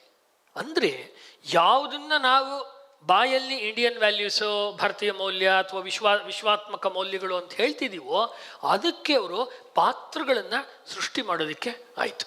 ಇದು ಹೇಗಾಯಿತು ಭೈರಪ್ಪನವ್ರಿಗೆ ಅಂತ ಹೇಳಿದ್ರೆ ಒಂದು ಉದಾಹರಣೆ ಕೊಡೋಣ. ನಮ್ಮ ಕಲ್ಚರ್ನಲ್ಲಿ ಆ ಜೈನರೇ ಇರಲಿ, ಬೌದ್ಧರೇ ಇರಲಿ, ವೈದಿಕರೇ ಇರಲಿ, ಜಾನಪದನೇ ಇರಲಿ, ಸರಸ್ವತಿ ಅನ್ನೋದು ಭಾಳ ಮುಖ್ಯವಾದ ಒಂದು ಜ್ಞಾನದ, ಆನಂದದ, ರಸದ ಸಿಂಬಲ್. ಎಲ್ಲದಕ್ಕೂ ಸರಸ್ವತಿ ಬೇಕು ಅಲ್ವಾ? ನಮ್ಮ ಇಡೀ ಕಾಲದಲ್ಲಿ ಅರ್ಜುನ್ ಸಿಂಗ್ ಅವರು ಶಿಕ್ಷಣ ಮಂತ್ರಿಗಳಾಗಿದ್ದ ಕಾಲದಿಂದ ಸರಸ್ವತಿ ಪೂಜೆ ಅನ್ನೋದು ಶಾಲೆಗಳಲ್ಲಿ ಇರಬೇಕಾ ಇರಬಾರ್ದು, ಸರಸ್ವತಿ ವಂದನ ಈಗಲೂ ಕೂಡ ಬಹಳ ದೊಡ್ಡ ಜಗಳ. ಈ ಕಾನ್ಸೆಪ್ಟನ್ನು ಸಾಮಾಜಿಕವಾಗಿ ಭೈರಪ್ಪನವ್ರು ಎಲ್ಲಿ ತರ್ತಾರೆ? ಈ ಸರಸ್ವತಿ ಕಾನ್ಸೆಪ್ಟನ್ನು ತಂತು ಕಾದಂಬರಿಯ ಫಸ್ಟ್ ಪ್ಯಾರಾಗ್ರಾಫೇ ಶುರುವಾಗೋದಲ್ಲಿಂದ.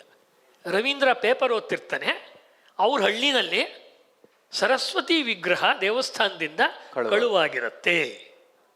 ಇದು ಪಾಯಿಂಟ್. ತಂತು ಕಾದಂಬರಿಯನ್ನು ದುರ್ದೈವದಿಂದ ನಾವು ಯಾರೂ ಕನ್ನಡ ವಿಮರ್ಶಕರು ಅಥವಾ ಚಿಂತಕರು ತುಂಬ ಆಳವಾದ ವಿಶ್ಲೇಷಣೆಗೆ ನನ್ನ ದೃಷ್ಟಿನಲ್ಲಿ ಇದುವರೆಗೂ ಒಳಪಡಿಸಿಲ್ಲ. ಗಿರಿ ಅಂತ ಒಬ್ಬರು ನವ್ಯದಲ್ಲಿ ಲೇಖಕರಿದ್ದರು. ಗತಿಸ್ಥಿತಿ ಅಂತ ಒಂದು ಕಾದಂಬರಿ ಬರೆದ್ರು. ಕಾದಂಬರಿ 100 ಪುಟಕ್ಕಿಂತ ಕಮ್ಮಿ ಇದೆ.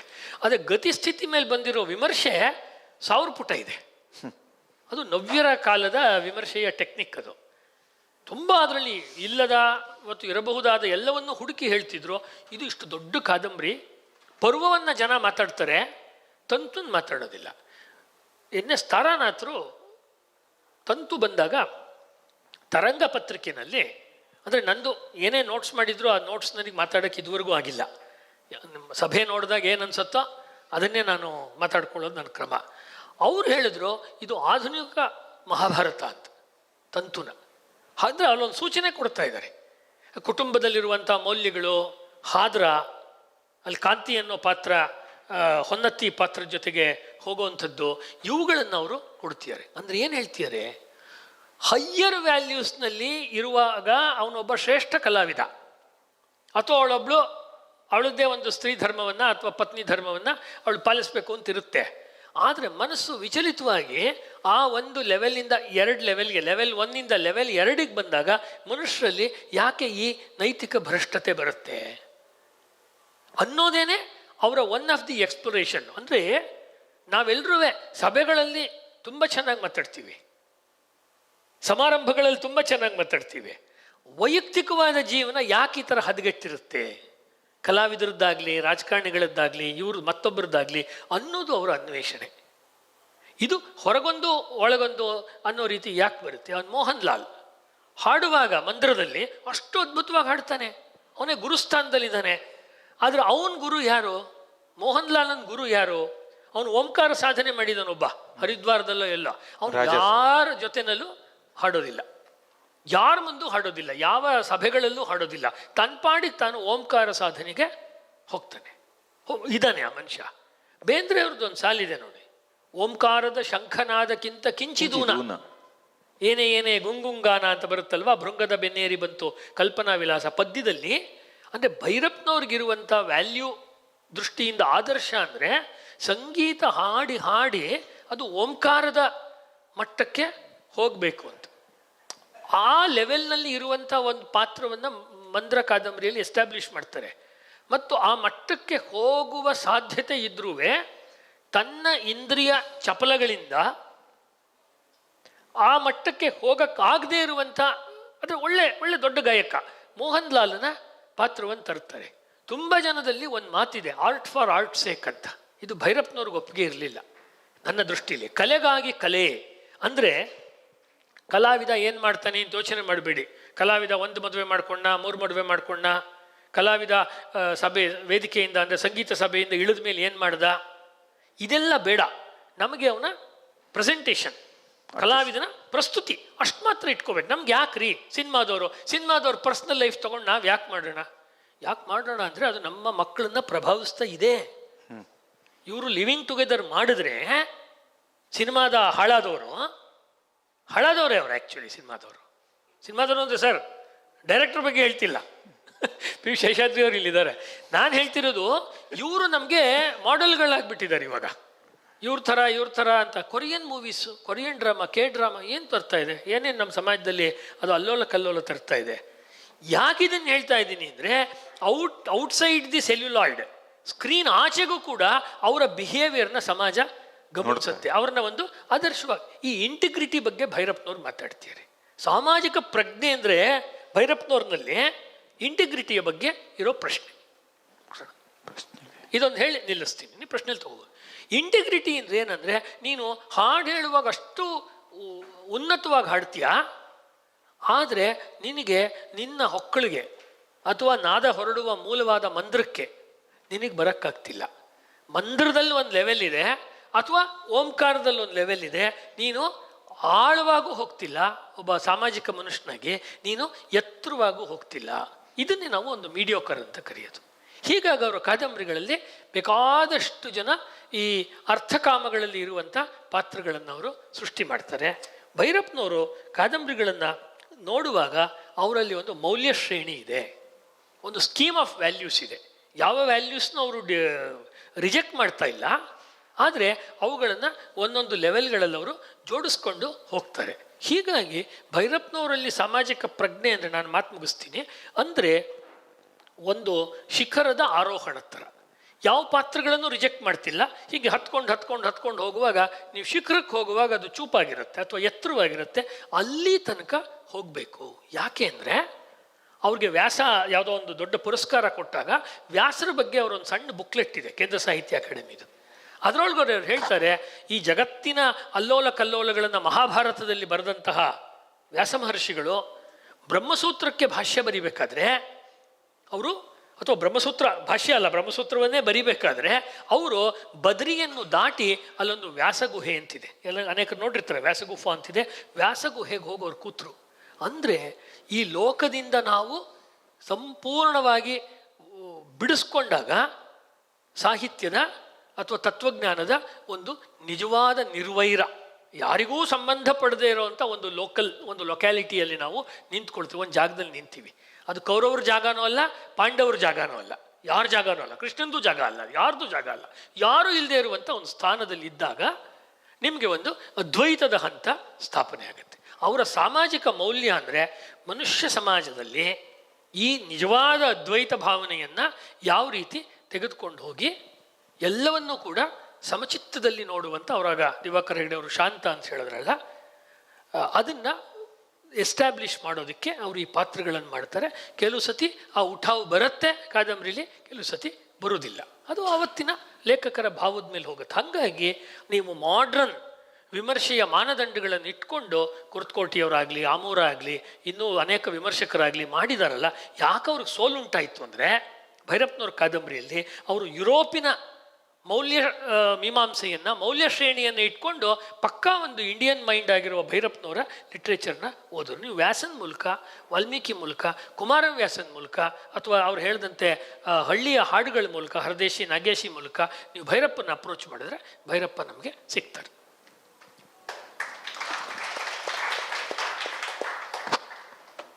ಪ್ರಶ್ನೆಗಳು?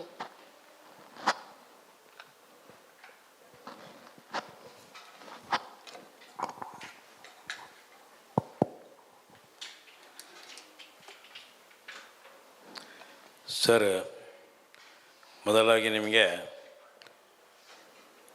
ಮಂಗಳೂರಿಂದ ಪ್ರಮೋದ್ ಕುಮಾರ್ ರಯ್ಯ ವಂದನೆ, ತಲೆಬಾಗಿ ನಿಮಗೆ ವಂದನೆಯನ್ನು ಸಲ್ಲಿಸ್ತಾ ಇದ್ದೇನೆ. ಯಾಕೆಂದರೆ ನೀವು ತುಂಬ ಧಾರ್ಮಿಕ ಪ್ರಜ್ಞೆ, ಸಾಂಸ್ಕೃತಿಕ ಪ್ರಜ್ಞೆ, ಹಾಗೆ ನಮ್ಮ ಪರಂಪರೆಯ ಪ್ರಜ್ಞೆ ಇದ್ದವರು.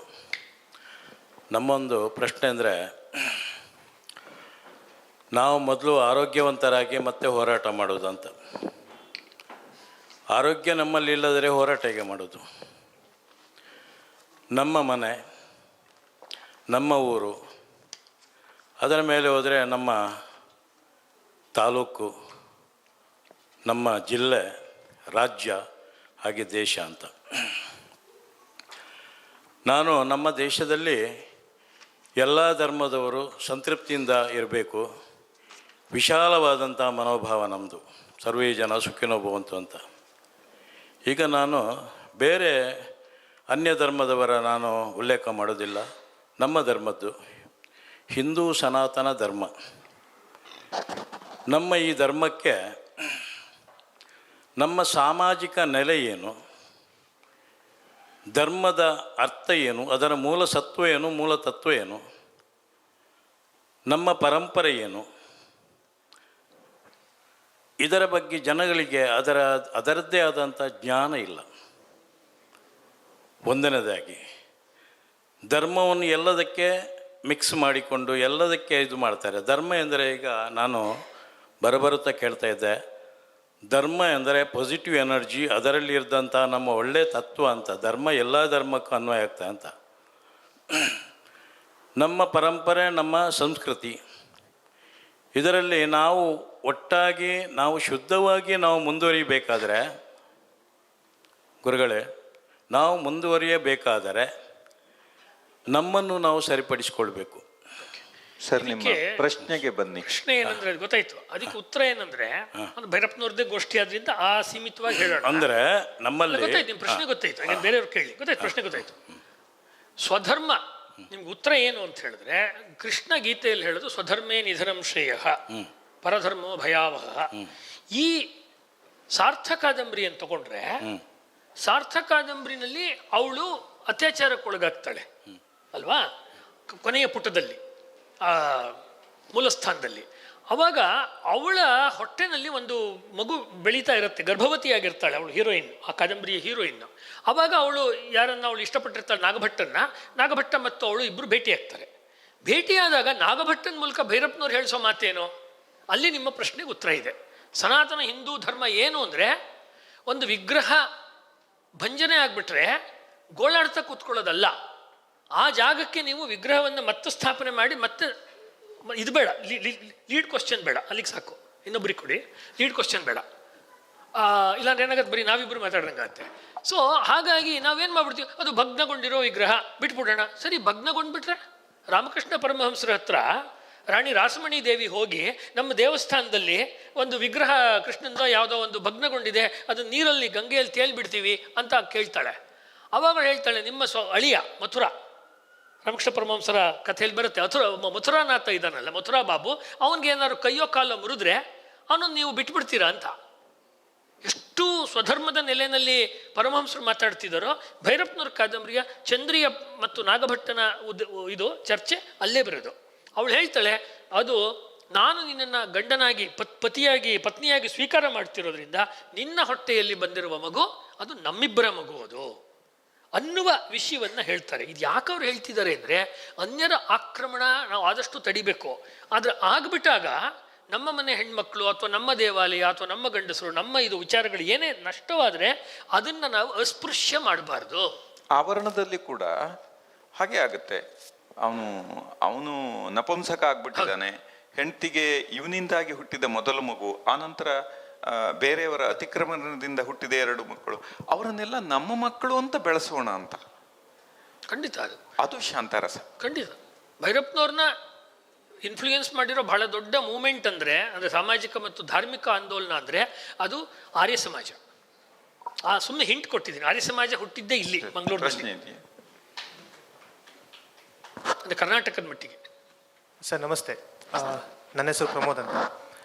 ಆವಾಗಲೇ ಆರ್ಟ್ ಫಾರ್ ಆರ್ಟ್ ಸೇಕ್ ಅನ್ನೋ ವಿಷಯದ ಬಗ್ಗೆ ಹೇಳ್ತಾ ಇರಬೇಕಾದ್ರೆ ಅದು ಒಪ್ತೀನಿ ನಾನು, ಜವಾಬ್ದಾರಿ ಇರುವಂಥದ್ದು, ಹಾಗೆ ಅದು ಪ್ರಭಾವ ಬೀರುವಂಥದ್ದು.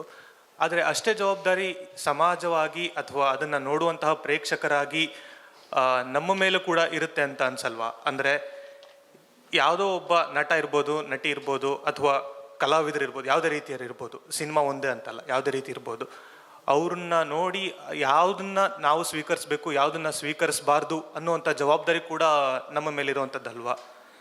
ವಿವೇಕ ಇಲ್ಲ, ಅದಾಗತ್ತೆ. ಯಾವಾಗ ಆಗತ್ತೆ ಗೊತ್ತಾ? ಅದು ಅದರ ಸೀಮಿತ ಚೌಕಟ್ಟಲ್ಲಿದ್ದಾಗ ಬೇಂದ್ರೆ ಹೇಳ್ತಾರೆ, ನನ್ನ ಮಂಡಲದಲ್ಲೇ ನನ್ನ ಅಂಡಲೆದಾಟ, ಹೊರಗಿನದು ಕಾಟ ಮಾಟ. ಈಗ ಪೊಯೆಟ್ ಅಂತ ಬಂದರೆ, ಈಗ ನಾವಿಲ್ಲೊಂದು ಸೇರಿದ್ದೀವಿ, ಒಂದು 50 ಜನ ಇದ್ದಾರೆ.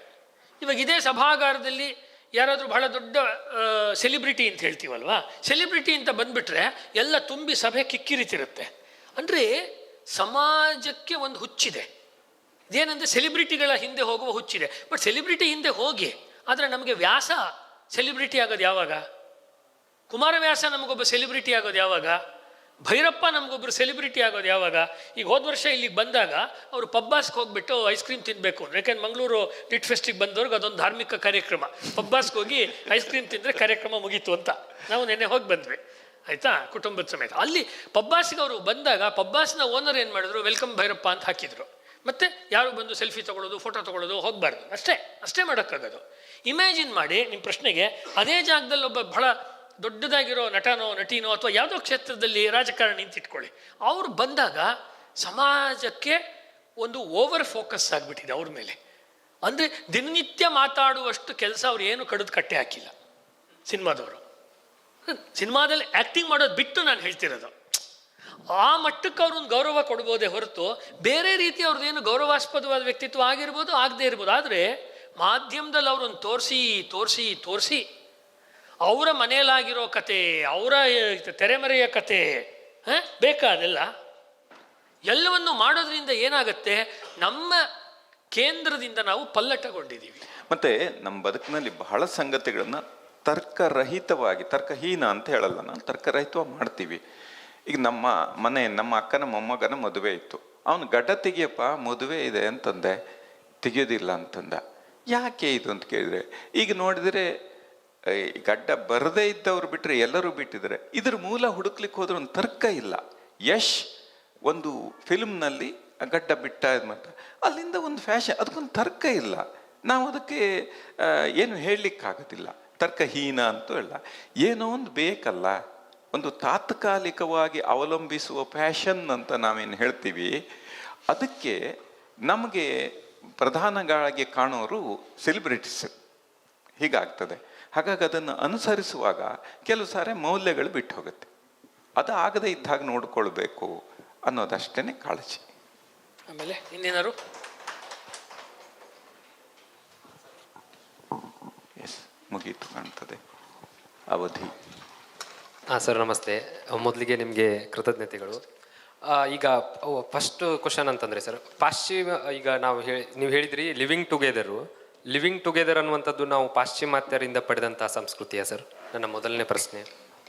ಅಲ್ಲ, ಭೈರಪ್ಪನವರ ಕಾದಂಬರಿಯ ಹಿನ್ನೆಲೆಯಲ್ಲಿ ಕೇಳಿದ್ರೆ ಚೆನ್ನಾಗಿರುತ್ತೆ. ಅಲ್ಲ, ಒಂದು ಮದುವೆ ಅನ್ನುವ ವ್ಯವಸ್ಥೆ ಬರುವ ಮೊದಲು ಎಲ್ಲ ದೇಶಗಳಲ್ಲೂ ಅದೇ ಇರಬೇಕಲ್ವಾ? ಆದರೆ ಏನಂದರೆ, ಕೂತ್ಕೊಳ್ಳಿ, ಅದಕ್ಕೆ ಫಲಶ್ರುತಿ ಏನು? ಗಂಡು ಹೆಣ್ಣು ಸೇರೋದು ಸಹಜ ಇದೆ, ಆಕರ್ಷಣೆ. ಆದರೆ ಅದನ್ನ ನಾವು ಬಯಸಿದ್ದೀವಿ, ನಮ್ಮಿಂದನೇ ಆಗಿದೆ ಅಂತ ಅಂದ್ಕೊಳ್ಳೋದು ಬೇರೆ. ಮೂರನೇ ಒಂದು ನಿಂತು ನೋಡುವಾಗ ಪ್ರಾಯನಪ್ಪ ಅಂತ ಹೇಳ್ತಾನೆ. ಅವನಿಗೆ ಅದೇನು ವಿಶೇಷ ಅಲ್ಲ, ಪ್ರಾಯ ಸಹಜ ಇದೆ, ಒಟ್ಟುಗೂಡಿದ್ದಾರೆ ಅಂತ. ಆದರೆ ಪ್ರಕೃತಿ ನಮ್ಗೆ ಯಾಕೆ ಪ್ರಾಯವನ್ನು ನೀಡಿದೆ, ಹೆಣ್ಣು ಗಂಡು ಅಂತ ಎರಡನ್ನು ಯಾಕೆ ಸೃಷ್ಟಿ ಮಾಡಿದೆ ಅಂತ ಕೇಳಿದ್ರೆ ಅದರ ಸಂತಾನ ಅದಕ್ಕೆ ಮುಂದುವರಿಬೇಕಾಗಿದೆ ಅಲ್ವಾ? ಹಾಗಾಗಿ ಅದಕ್ಕೂ ಹೊಂದಬೇಕಲ್ಲ, ಪ್ರಕೃತಿಗೂ ಹೊಂದಬೇಕು. ಅದರ ನಮಗೆ ಸಂತಾನವೇ ಬೇಡ, ನಾವು ಹಾಗೆ ಇರ್ತೀವಿ ಅಂತ ಹೇಳುವ ಸಂಬಂಧವೇಗ. ಆಗ ಸಂಸ್ಕೃತಿಯ ಪ್ರಶ್ನೆ ಏನು, ಮೌಲ್ಯದ ಪ್ರಶ್ನೆ ಏನು? ಸಂಬಂಧಗಳೇ ಹುಟ್ಟೋದಿಲ್ಲಲ್ಲ. ಮದುವೆಯಾದರೆ ಗಂಡ ಹೆಂಡತಿ, ಮಕ್ಕಳು ಹುಟ್ಟಿದರೆ ತಂದೆ ತಾಯಿ, ಅಲ್ಲಿಂದ ಚಿಕ್ಕಪ್ಪ ಚಿಕ್ಕಮ್ಮ ಅಜ್ಜ ಎಲ್ಲ ಸಂಬಂಧಗಳು ಹುಟ್ಟುತ್ತೆ. ನೀವು ಆ ಸಂಬಂಧಗಳೇ ಹುಟ್ಟದ ರೀತಿಯಲ್ಲಿ ಬದುಕ್ತೀನಿ ಅಂದ್ಬಿಟ್ರೆ, ಈಗ ಒಬ್ಬರು ಆ ಥರ ನಡ್ಕೊಂಡ್ರೆ, ಒಂದು ಅಪಾರ್ಟ್ಮೆಂಟು ಅಂತ ಅಂದ್ಕೊಳ್ಳಿ, 50 ಮನೆ ಇದೆ, ಯಾವುದೋ ಒಂದು ಮನೆಯಲ್ಲಿ ಈ ಥರದ ಒಂದು ನಡವಳಿಕೆ ಇದ್ದು ಬಿಟ್ರೆ ಉಳಿದ ಮನೆಯವರು ಎಲ್ಲರೂ ಸಮಸ್ಯೆ ಮಾಡ್ಕೊಳ್ತಾರೆ. ನಾವು ಮಕ್ಕಳಿಗೆ ಏನು ಹೇಳೋಣ, ಹೆಂಗೆ ಹೇಳೋಣ ಅಂತ ಆಗ್ತದೆ. ಹಾಗಾಗಿ ಒಂದು ಮೌಲ್ಯಗಳನ್ನು ಕಟ್ಟಿಕೊಂಡು ಬಂದ ಒಂದು ಸಂಸ್ಕೃತಿಯನ್ನು ಬೆಳೆಸಿದ ಸಮಾಜದಲ್ಲಿ ಇದನ್ನು ವಿಕೃತಿ ಅಂತ ಕರಿಬೇಕಾಗತ್ತೆ.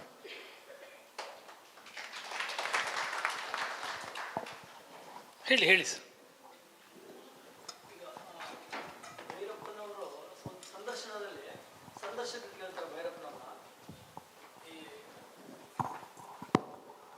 ಸಂದರ್ಶಕರು ಭೈರಪ್ಪನವ್ರನ್ನ ಕೇಳ್ತಾರೆ, ನೀವೀಗ ನಿಮ್ಮ ಎಲ್ಲ ಕಾದಂಬರಿಗಳನ್ನ ಸಿನಿಮಾ ಮಾಡೋದ್ರ ಬಗ್ಗೆ ನಿಮ್ಮ ಅಭಿಪ್ರಾಯ ಏನು ಅಂತ ಕೇಳಿದಾಗ ಭೈರಪ್ಪನವ್ರು ಹೇಳ್ತಾರೆ, ಇಲ್ಲ, ನನಗೆ ನನ್ನೆಲ್ಲ ಕಾದಂಬರಿಗಳನ್ನ ಸಿನಿಮಾ ಮಾಡೋದ್ರ ಬಗ್ಗೆ ನನಗೆ ಅಷ್ಟು ಆಸಕ್ತಿ ಇಲ್ಲ. ಯಾಕೆ ಅಂತಂದರೆ ಸಿನಿಮಾ ಅಂತಕ್ಕಂಥದ್ದಕ್ಕೆ ಒಂದು ಎಲ್ಲೇ ಇರುತ್ತೆ, ಸಾಹಿತ್ಯ ಅನ್ನೋದಕ್ಕೆ ಎಲ್ಲೇ ಇರೋದಿಲ್ಲ, ಕಲ್ಪನಾ ಮಾಡ್ಕೊಳ್ತಕ್ಕಂಥದಕ್ಕೆ ಎಲ್ಲೇ ಇರೋದಿಲ್ಲ. ಎಷ್ಟು ಬೇಕಾದರೂ ನಾವು ಅದನ್ನು ಕಲ್ಪನೆ ಮಾಡ್ಕೋಬೋದು ಅಂತ ಹೇಳ್ತಾರೆ. ಅದ್ರ ಬಗ್ಗೆ ನೀವೇನು ಹೇಳ್ತಾರೆ, ಇದು ಎಷ್ಟು ಮಟ್ಟಿಗೆ ಸೂಕ್ತ ಅನಿಸುತ್ತೆ? ಅದೇ ಇದು ನಮ್ಮ ಪಿ ಶೇಷಾದ್ರಿ ಅವ್ರ ಪ್ರಶ್ನೆ ಇದು. ಆದರೆ ಕೂತ್ಕೊಳ್ಳಿ. ಅದೇ ಏನು ಗೊತ್ತಾ, ಸ್ವಧರ್ಮ ಅಂದ್ರೆ ಅದೇನೆ. ಆಯಾ ಆರ್ಟ್ ಫಾರ್ಮ್ನಲ್ಲಿ ಇರೋ ಮನುಷ್ಯನಿಗೆ ಅಥವಾ ಮನುಷ್ಯಳಿಗೆ ಅದ್ರ ಬಗ್ಗೆ ಸಹಜವಾಗಿಯೇ ಮೋಹ ಇರುತ್ತೆ. ಈಗ ಭೈರಪ್ಪನವರು ಶಾರೀರಿಕವಾಗಿ ಭೌತಿಕವಾಗಿ ಇಲ್ಲ, ಆದರೆ ನಾವು ಅವ್ರ ವಿಚಾರವನ್ನು ವಿಮರ್ಶೆಗೆ ಒಳಪಡಿಸೋದಾದರೆ ಅದು ಹಾಗೇನಲ್ಲ. ಭೈರಪ್ಪನವ್ರು ಹಾಗೆ ಹೇಳಿದರೆ ಅದೇನು ಭಾಳ ಒಪ್ಕೋಬೇಕು ಅಂತ ನನಗೇನು ಅನ್ಸಲ್ಲ. ಆ ಇಂಟರ್ವ್ಯೂನ ನೋಡಿಲ್ಲ. ಕಾರಣ ಇನ್ನೊಂದು ಅವ್ರದ್ದೇ ಸಿನಿಮಾಗಳು ಬಂದಿಲ್ಲ, ಅದ್ರ ಬಗ್ಗೆ ಹೇಳಿದಾಗ ಏನ್ ನಿಮ್ಗೆ ಕಾದಂಬರಿ ಓದಿದ್ದು ಸಮಾಧಾನ ಆಗೋದಿಲ್ಲ ಅಂತ ಗಣೇಶರು ಕೇಳಿದಾಗ ಅವರು ಅವನ ಮಾಧ್ಯಮದಲ್ಲಿ ಎಷ್ಟು ಸಾಧ್ಯವೋ ಅಷ್ಟು ಮಾಡಿದ್ದಾನೆ ಅಷ್ಟೇ. ಏನಂದ್ರೆ ಆ ಮಾಧ್ಯಮದಲ್ಲಿ ನಿಮಗೆ ಕಾಸರವಳ್ಳಿಯೋ ಅಥವಾ ನಮ್ಮ ಶೇಷಾದ್ರಿಯವರೋ ಬೇರೆಯವರೋ ಮಾಡಿದಾಗ ಆ ಸಿನಿಮಾ ನೋಡಕ್ಕೊಂದಷ್ಟು ಜನ ರಸಿಕರು ಇರ್ತಾರಲ್ವ, ಸಿನಿಮಾ ಕಲ್ಚರ್ನ ಎಂಜಾಯ್ ಮಾಡೋರು, ಅವ್ರ ನಡುವೆ ಅದು ಭೇಷ್ ಅನ್ಸ್ಕೋಬೇಕು. ಭೈರಪ್ಪನವರು ಆ್ಯಸ್ ಎ ರೈಟರಾಗಿ ಏನು ಹೇಳ್ತಾರೆ ಎಂದು ಒಂದು ಪಾರ್ಟ್, ಯಾಕೆಂದರೆ ಸಿನಿಮಾ ಮಂದಿರದಲ್ಲಿ ಅವರು ಒಬ್ಬ ಪ್ರೇಕ್ಷಕ ಅಷ್ಟೇ, ಇಸ್ ಆಲ್ಸೋ ಒನ್ ವ್ಯೂವರ್ ಅಲ್ವಾ. ಈಗ ಕನ್ನಡ ಪ್ರೊಫೆಸರ್ ಇದ್ದರೆ ಸೈನ್ಸ್ದು ಸೆಮಿನಾರ್ನಲ್ಲಿ ಅವರೊಬ್ಬರು ಆಡಿಯನ್ಸ್ ಅಷ್ಟೇ, ಅವ್ರಿಗೇನು ಬೇರೆ ವಿಶೇಷ ಸ್ಥಾನಮಾನ ಇರೋದಿಲ್ಲ. ಆ ಕಲಾ ರಸಿಕರು, ಸಿನಿಮಾ ನೋಡೋ ರಸಿಕರು ಚೆನ್ನಾಗಿ ಬಂದಿದೆ ಅಂತ ಹೇಳ್ತಾರಾ ಅನ್ನೋದು ಪ್ರಶ್ನೆ ಅಷ್ಟೇ. ಹಿಂದೆ ಪುಟ್ಟಣ್ಣ ಕಣಗಾಲು ತರಾಸು ಅವರ ನಾಗರಹಾವು ತೆಗೆದಾಗಲೂ ಈ ಪ್ರಶ್ನೆ ಬಂದಿತ್ತು ಅಲ್ವಾ.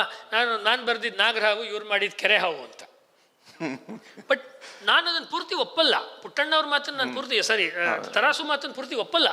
ಕಾರಣ, ನಾನು ಬಾಲ್ಯದಲ್ಲಿ ಮತ್ತು ನಾನು ಯುವಕನಾದ ಮೇಲೆ ಅಥವಾ ಇತ್ತೀಚಿನ ದಿನಗಳಲ್ಲಿ ಮತ್ತೆ ನಾನು ನಾಗರಹಾವು ಸಿನಿಮಾ ನೋಡಿದಾಗ ನಾನು ಕಂಬನಿ ಮಿಡಿದಿದ್ದೀನಿ.